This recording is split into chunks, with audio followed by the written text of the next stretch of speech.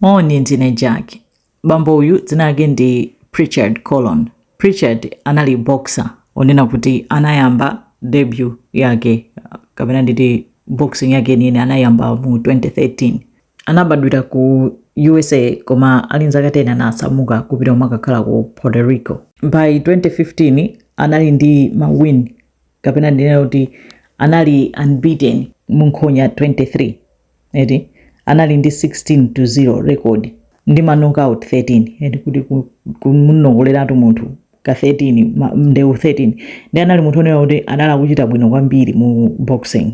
Mu 2015 pa 17 October kunapangidwa organize ndeu ya nyuwani ananena kuti akamenyane ndi boxer wina dzina lake Terrell Williams wachikuda. Nde anayamba bwinobwino kumenyana eti mmene imakhalira boxing. Koma Terrell ankamenya Pritchard pa nkhongo. Amamenya ma blow pa nkhongo. Fa mu boxing ngati sport ina iliyonse muli malamulo. Ma blows ena ndosaloledwa. Pali ma low blows kumenya pa nkhongo nzosaloledwa ndi ma illegal blows. Moti amamenya Pritchard pa nkhongo pa. Nde anamuchotsera point kunena kuti usamamenye munthu pa nkhongo.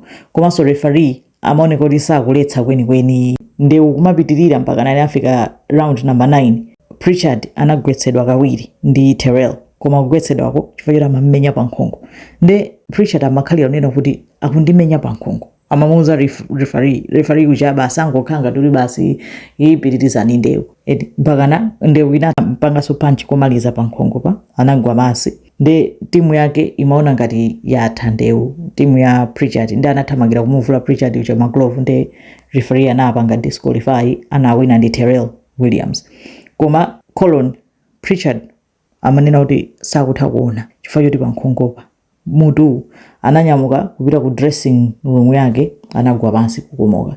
Anathamanga nayo kupita ku chipatala anapeza kuti kummenya pa nkhongo amamenya muja amuvulaza kwambiri magazi anali ndi hemorrhage. Anampanga operate kufuna kuti akonze zonena kuti magazi wasatayikire mu bongo onse chani. After operation anali mukoma anakhala mukoma 221 days. Koma anachita suffer brain damage yoyipa kwambiri pakana anakhala disabled basi samatha kusuntha mikono miyendo chani anakhala mu vegetative state kuchokera 2015 kufikira ndikhozana kuti pano point mu August momwe muno pa 11 August apanga announce kuti Pritchard Colon wamwalira.